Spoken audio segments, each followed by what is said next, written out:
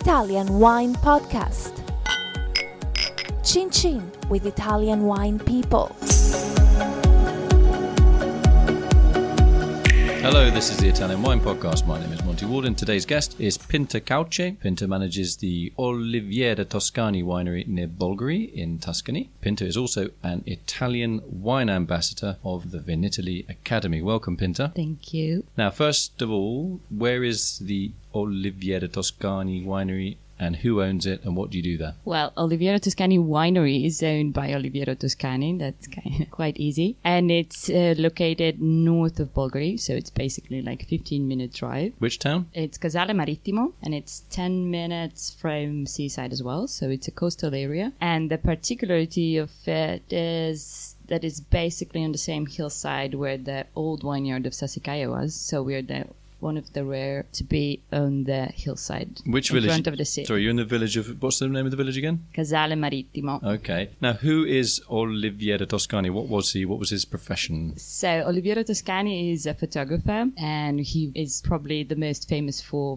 people who are not from the art world with his United Colors of Benetton campaign. He's actually now, after 17 years, started to collaborate with them again and launching the new Benetton campaigns now. He's photographer. His father was photographer, and his son, who's managing the winery together with me, is photographer as well. So, right, talented family. It's all about the art. Right. So, I mean, have you got like art all over the winery as well? Like, are there photos on the walls or? Yeah, I think you can see that they are photographers in every step of the winery. The winery is just a small part of what they have created there. Oliviero lives there, and he moved there in the 70s. It's actually a big estate, which is now like 160 hectares. We have horses and pigs and homing pigeons. Homing pigeons? Homing That's a pigeons. first. Never heard that before.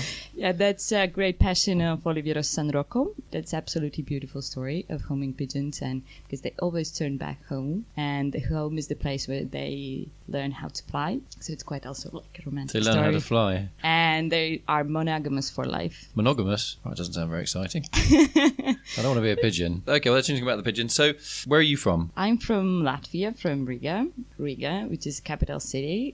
So, where is Latvia? Latvia is now officially a Northern European country.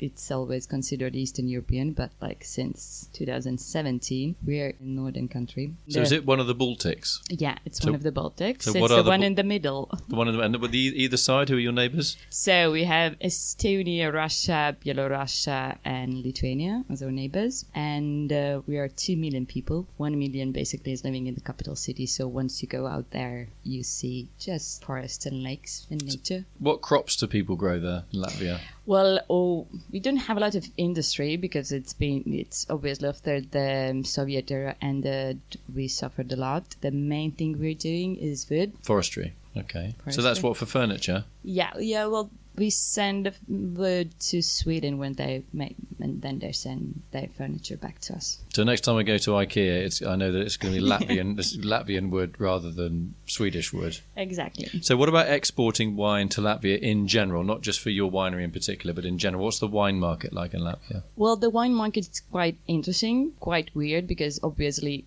we don't have a wine culture. So the wine import started only in early 90s. Wine is still a luxury good. It's not like a everyday consuming, and it's still like a status symbol. So people are really following what the trendsetters are doing and drinking. Are there taxes if I export? I'm an exporter to Latvia. Is my wine going to be taxed heavily? Is it when it gets over the border? Well, it's not heavily. It's about €1 per bottle. So that's independent of the price. If I send a €100 bottle or a €2 bottle, it's based on alcohol in the wine or in any other alcoholic so drinks. €1 doesn't sound a lot, but you're saying that the Latvian economy is not hugely wealthy, so that's quite a big tax.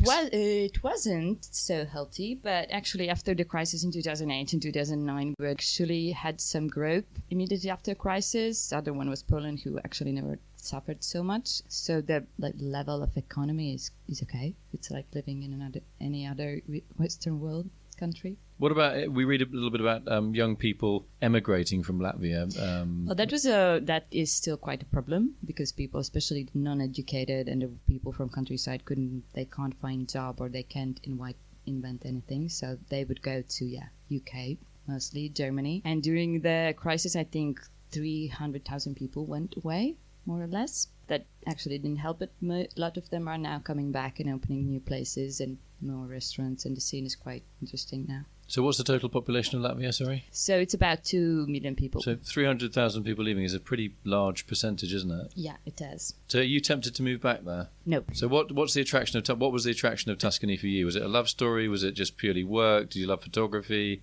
You went to the beach and found this winery and said, hey, we're going to hire you. So it's quite a weird story for being a Latvian. We don't make any wine, and we don't have any wine culture, as I said before, but my father started to import Italian wine in early 90s. So I grew up in his company. So when I was 13, I would come to Italy and go to in Italy and meet all the producers. And Tuscany was always the place where I felt the most happiest. Then in 2010, I came to study in Florence and never left. So what did you study in Florence? Was it language or marketing? No, wine business. And that was how long was the course? No, it was a master level, so it was just 1 year. So you already had a business background. Yeah. And that was in Latvia. Yeah. I have a great degree in business administration. So how would you describe doing your job if you're in Latvia compared to doing it in Italy? Italy's always seen as a bit sort of chaotic and everything gets sorted out in the end, but sort of paperwork and documents is like not really a strong point, so they say. I'm not saying that's the case, but I'm just saying so they say. Well, I kind of suffer that because I'm definitely more organized and more precise than most of Italians in Tuscany. Starting from the vineyard where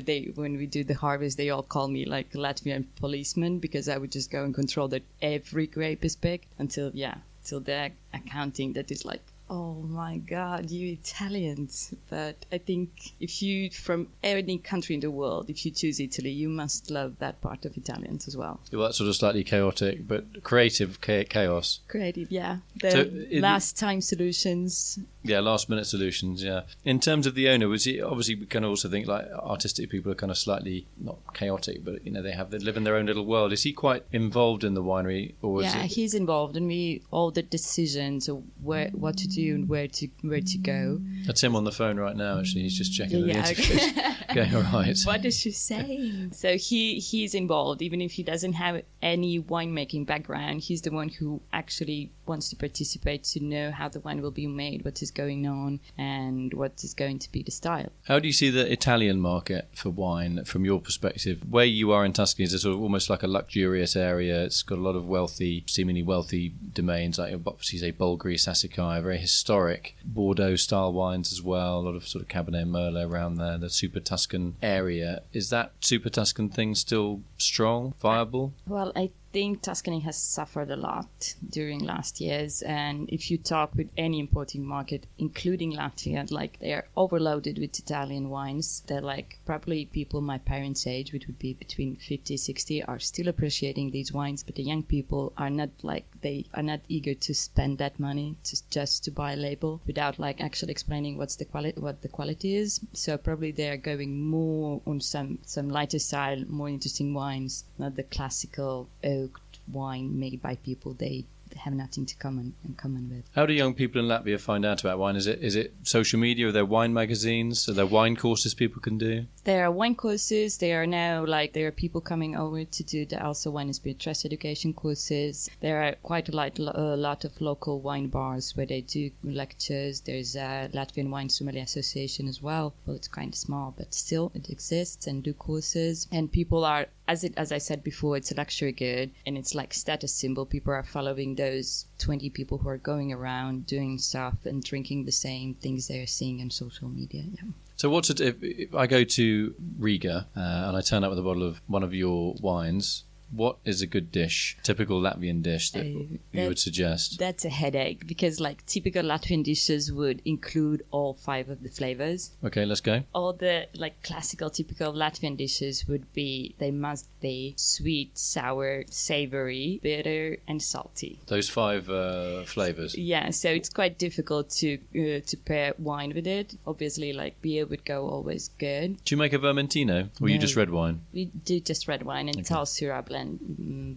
You have Sangiovese as well, though, I guess. No. So your main grapes are what? Merlot, Cabernet, Syrah? No, No. We're like artists also in those. We have Shiraz, Cabernet Franc, Petit Verdot, and Teroldego. Oh, really? Teroldego, interesting. So what would that go in terms of a Latvian dish? What would that, is that blended away or is that made as a varietal at your winery? No, we blend it with Shiraz. So it's 6 sour base, like entry-level wine is 50 Shiraz, 50 Teroldego. And what's that called? I Toscani. I Toscani, okay. And so what would that go with in a Latvian dish? I think you could do it with like black pudding. Black pudding? Black pudding.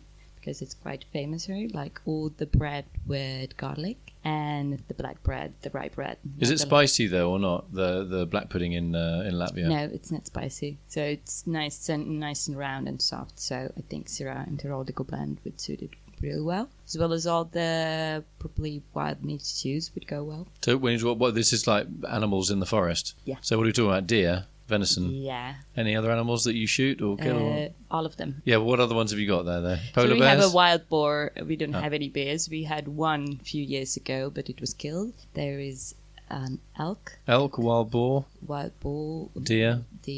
Any others? Wild ducks and stuff. I'm not really into hunting, so I can't say any species, but yeah. Okay. So where do you see yourself in 10 years' time? Are you going to stay in Tuscany? Will you move back to Latvia in the future? Well, I don't think I will move back to Latvia because once you went away and tried to work in a winery, I think it's kind of limited to be there. I can't imagine something that could stimulate myself there. In 10 years, I will be in Oliviero Toscani Winery. Really? That's a brave prediction. I don't even know what I'm doing tomorrow. 10 years ahead, that's pretty... Yeah, me neither. About tomorrow, I can't answer you, but in 10 years, I'm quite sure. Okay. Pinta Kauce, thanks very much for telling us a little bit about the Oliviero Toscani Winery in Tuscany and also a little bit about Latvia and its cuisine. Thanks for coming in. Thank you for having me. Follow Italian Wine Podcast on Facebook and Instagram.